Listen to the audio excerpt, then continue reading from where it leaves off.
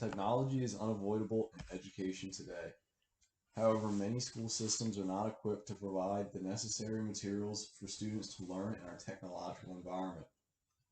However, there are solutions to this problem, and implementing these solutions should be a priority for school systems across the country. Take this example. A school system within 30 miles of Washington, D.C. claims to have a 1-to-1 ratio of computers to students. However, this assessment was based on the number of tablets, desktop computers, and laptops in the school. This, therefore, is not a true 1-to-1 scenario. Desktop computers cannot be taken home. Tablets don't have the same capabilities and usability as a computer, and the laptops were outdated. Then the COVID-19 pandemic hit. Schools in this system scrambled to figure out how to dispense enough laptops that every student could participate in online learning. Classroom laptop carts were stripped of their computers, and thousands more laptops were ordered during a time when the cost of technology skyrocketed because of shortages. Even though these schools eventually were able to find enough computers for students, there is a massive disparity in internet availability in the county. Despite its close proximity to the nation's capital, a large number of students in the county do not have access to the internet at home and therefore were not able to learn virtually from home. It then became a mad dash for the county to get as many hotspots as possible to accommodate these students, but they were never able to obtain enough, meaning students had to find a way to come to school parking lots and access Wi-Fi from the building. It became very evident that schools in the county did not have the technology infrastructure to provide students with what they needed to learn in this era of high technology. However, this situation was not unique to this county. In fact, the majority of school systems around the country had to rapidly increase their technological capabilities when schools closed for the pandemic. Now that students are back in school full-time, computers have become a daily tool for them in nearly every class. One would think that the technology gap had been alleviated as a result of the pandemic scramble. Unfortunately, now that every student has a laptop to use at school and at home, more problems have come to light. These schools were not designed to accommodate the charging of the dozens of computers in the same room. Even classrooms with ample outlets are hindered by the location of desks or other furniture, some of them immovable. Other classrooms only have power outlets that are recessed in the floor, which discourages many students from wanting to use them. The cover to access the outlets makes them hard to access for students because they are not strong enough to open them, and some students didn't want to touch them because they are located on the floor where everyone's feet have been. Other classrooms have a single outlet mounted on the ceiling and one or two on each wall. Aside from not having space for students to charge technology, situations like this can lead to more unsafe conditions as teachers attempt to piece together power strips and extension cords. This can cause a trip hazard as well as power issues. The internet at these schools was not originally designed to accommodate so many computers on the network. This has led to, at best, slow Wi-Fi, and at worst, the crash of the network. The first year back from the pandemic, the Wi-Fi at schools across the county shut down a few times a week as networks became overloaded with connected devices. This cost the school system more money to overhaul the network. This led to hours of lost learning and teaching. Aside from this, it became very clear that there were not enough technology staff available at schools to address issues that arose. Students with computers in need of repairs wound up going without them for months as computer analysts became backlogged with the amount of help desk tickets to address. Even more learning was lost during this time. In addition to the in-school problems, the hotspots originally handed out to families with no home internet access were collected when virtual learning ended, and these families are back to zero home connectivity again. Now, 2 years since the return to school, this system has greatly improved its technological infrastructure, but problems still exist in the system and in systems around the country. Many teachers want to use new and innovative technology tools in the classroom but are unable to because the tools don't exist in their school. There is an assumption that because nearly every student has a smartphone, those smartphones can be used for the classroom, when that is actually not the case. It has been found that this misconception impacts the amount of and type of technology school systems are willing to invest in.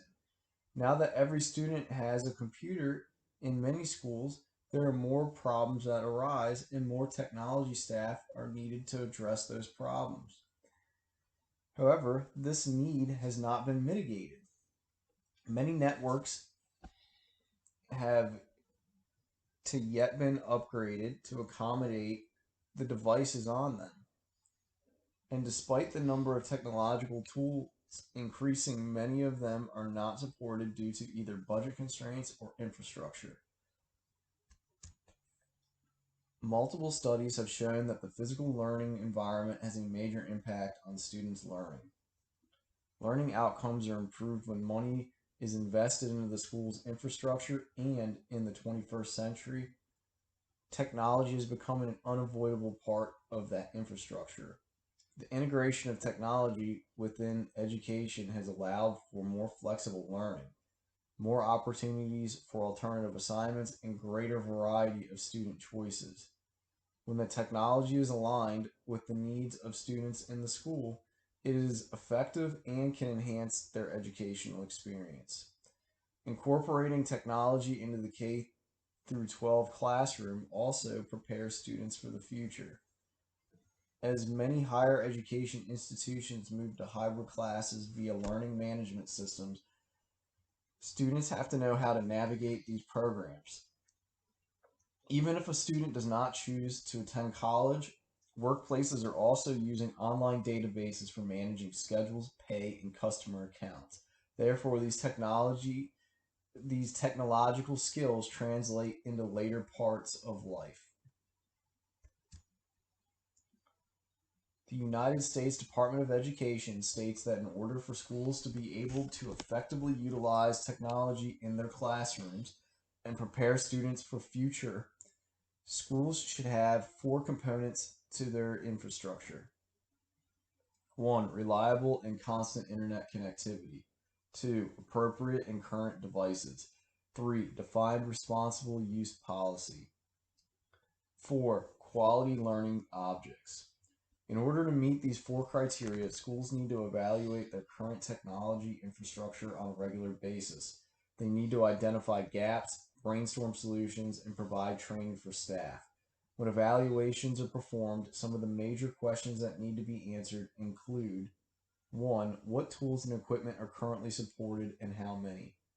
2. Are any of the current tools and equipment outdated or in need of an upgrade? 3.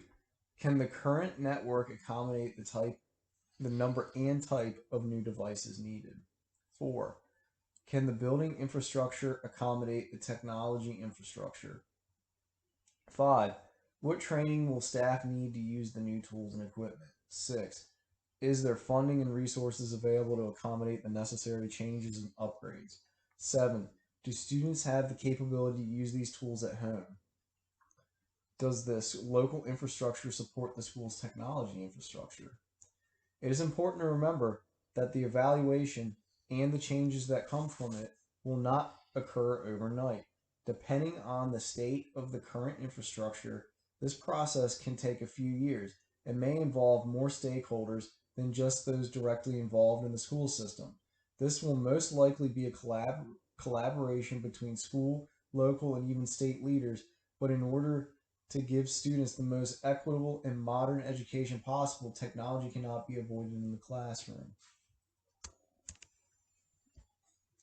Once a school system has evaluated the current technology infrastructure and funding has been obtained, solutions can be planned and implemented.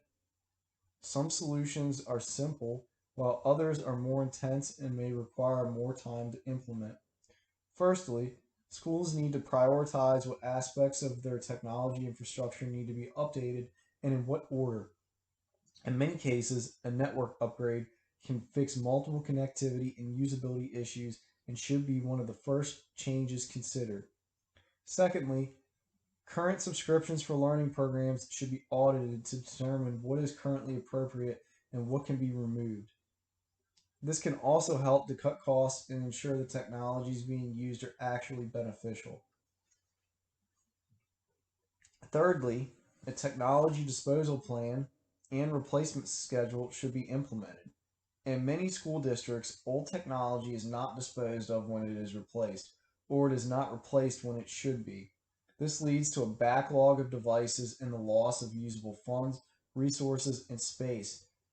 Technology that is outdated or inappropriate for its intended purpose is no longer appropriate. Having these two plans in place will ensure that not only will outdated technology be identified and replaced on a regular basis, but that it will actually be disposed of in a responsible manner. This is part of the responsibility of school systems in this technological age. Fourthly, funding needs to be allocated for hotspots to be provided to families with no internet access. The county should work with service providers to work toward being connectivity to these impoverished areas. But in the meantime, internet hotspots through service providers can be a temporary solution. If this is not possible, alternative, non technology based alternative assignments should be provided to students who have no ability to continue computer based work at home. This will ensure a more equitable education for students regardless of the financial situation.